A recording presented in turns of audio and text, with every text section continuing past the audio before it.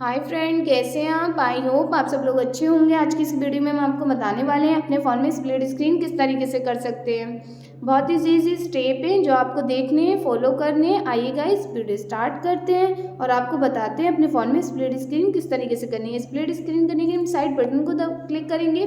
Click करने के बाद 3 डॉट पे क्लिक करेंगे। क्लिक करने के बाद हम स्प्लिट स्क्रीन पे क्लिक करेंगे। क्लिक करने के बाद सेटिंग ऑन करेंगे।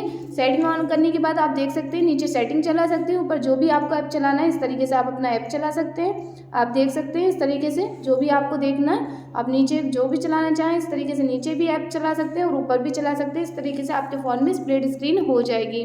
गाइस, इसी तरीके से आप अपने फ़ोन में स्प्लिट स्क्रीन कर सकते हैं। अगर आपको वीडियो अच्छी लगी हो तो लाइक करें, शेयर करें। अगर आप इस चैनल पर नए हैं तो सब्सक्राइब करें। मिलते हैं आपसे किसी नेक्स्ट वीडियो में, तब तक के लिए बाय एंड टेक केयर।